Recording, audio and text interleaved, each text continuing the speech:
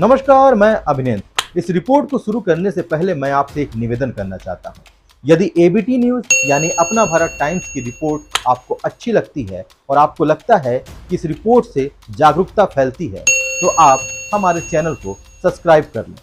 26 अगस्त 2022 भारत के 48वें मुख्य न्यायाधीश एनवी रमणा रिटायर हो रहे हैं। अब जस्टिस यूयू ललित देश के अगले मुख्य न्यायाधीश होंगे। चीफ जस्टिस एनवी रमणा ने उनके नाम की सिफारिश अपने उत्तराधिकारी के तौर पर की थी। जस्टिस यूयू ललित भारत के 49वें मुख्य न्यायाधीश होंगे।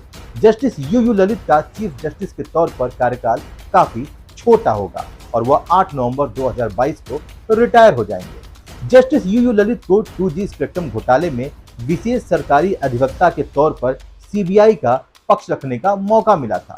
वहीं भारत के मुख्य न्यायाधीश के रूप में अपने अंतिम दिन यानी 26 अगस्त 2022 को जस्टिस एनवी रमणा ने 5 हाई प्रोफाइल मामलों पर फैसला सुनाया। भारत के मुख्य न्यायाधीश एनवी रमणा, न्यायमूर्ति हिमा कोहली और न्यायमूर्ति सीटी रवि कुमार की पीठ ने शुक्रवार की सुबह जिन 5 मामलों पर फैसला सुनाया वह इस प्रकार है।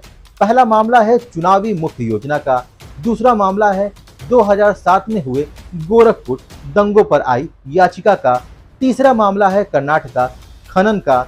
चौथा मामला है राजस्थान माइनिंग लीज इशू का और 5वां मामला है दिवालियापन कानून के तहत परिसमापन कार्यवाही पर विनियम। गुरुवार को भी चीफ जस्टिस ने 4 मामलों पर सुनवाई की थी। चीफ जस्टिस ने ठंडे बस्ते में पड़े पेगासस के मामले को सुना था। दूसरे नंबर पर पंजाब में पीएम मोदी की सुरक्षा में चूक वाले मामले को सुना था। तीसरे नंबर पर चीफ जस्टिस रमणा ने पीएमएलए एक्ट पर सुप्रीम कोर्ट के फैसले पर आई रिव्यू पिटीशन को सुना था और चौथे नंबर पर बिल्किस बानो के मामले पर सुनवाई हुई थी।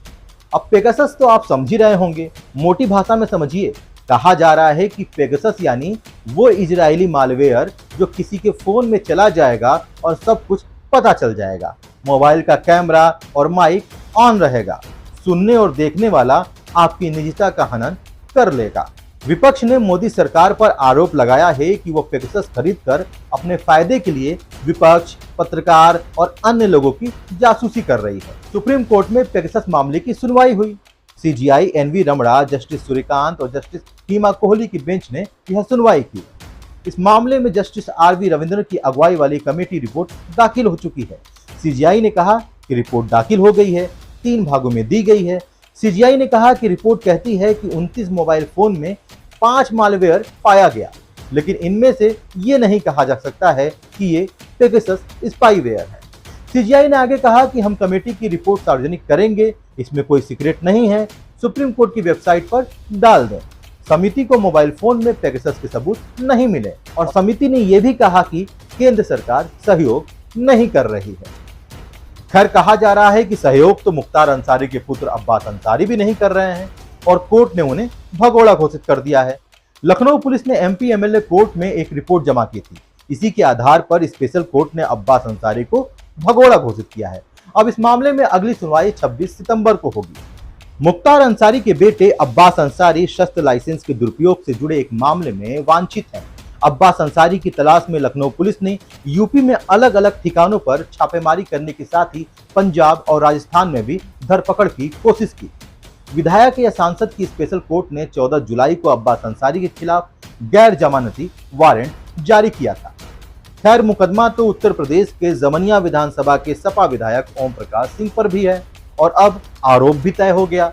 जमनिया विधायक ओम प्रकाश सिंह सहित 7 लोगों पर 5 वर्ष पूर्व के धारा 188 भादवी यानी आदेश की अवज्ञा के मामले में मुख्य न्यायिक magistrate MP MLA Sharad Kumar Chaudhary की अदालत में गुरुवार को आरोप तय हुआ। वहीं विधायक ओम प्रकाश सिंह के विरुद्ध एक छेड़खानी के मामले में गवाह ने न्यायालय में गवाही दर्ज कराई। एक मामला पूर्व विधायक शादाब फातिमा के विरुद्ध भी था, लेकिन उच्च न्यायालय से स्थगन होने के कारण उसमें कोई कार्रवाई नहीं हुई। साथ ही विधायक वीरेंद्र यादव, जो कि जंगीपुर विधानसभा क्षेत्र से सपा के विधायक हैं, उनके विरुद्ध भी एक मामला इसी न्यायालय में विचाराधीन था, जिसमें कोई कार्रवाई नहीं हुई। न्यायालय द्वारा तीनों विधायकों के मामले में अगली तिथि 1 सितंबर तय की गई है। पिछले दिनों गाजीपुर के सांसद अफजाल अंसारी पर भी एक मामले में आरोप तय हुआ था।